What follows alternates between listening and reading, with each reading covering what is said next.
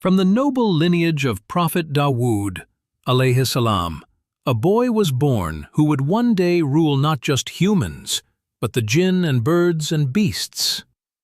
He was Suleiman ibn Dawood, given the gift of knowledge and the weight of judgment.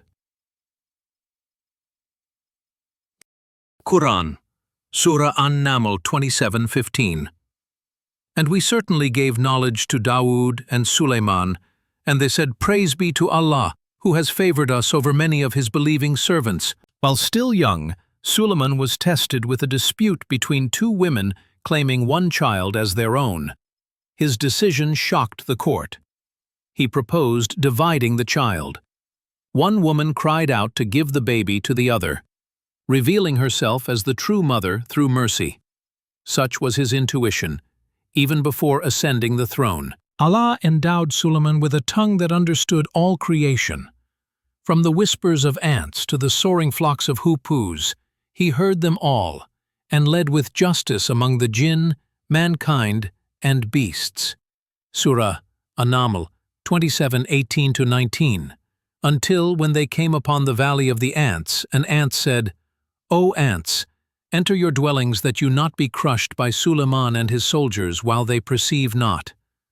So he smiled, amused at her speech, a vast army pausing respectfully before a tiny ant. Suleiman's dominion reached beyond the visible world. He commanded winds, shaped mountains, and led jinn, who built, dived for treasures, and obeyed. But with every miracle, he turned to Allah in humility. Surah Sad 38, 36, 38.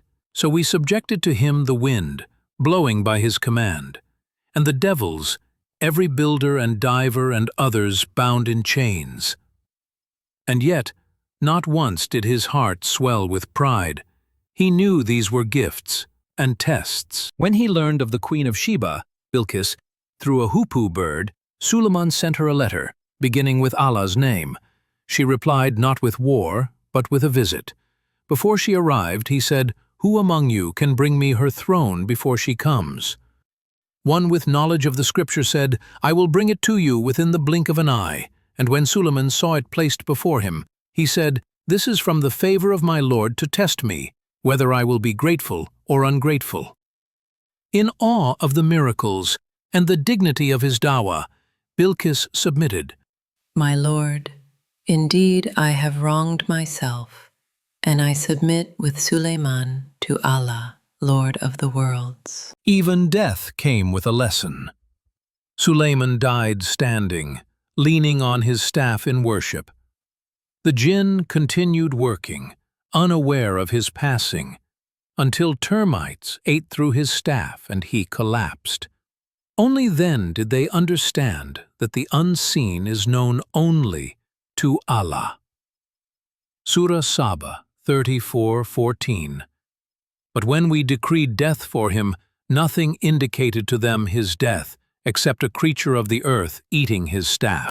Suleiman, alayhi salam, wasn't just a king. He was a servant whose kingdom bowed to his worship, not the other way around. His story reminds us that power without faith is hollow, and that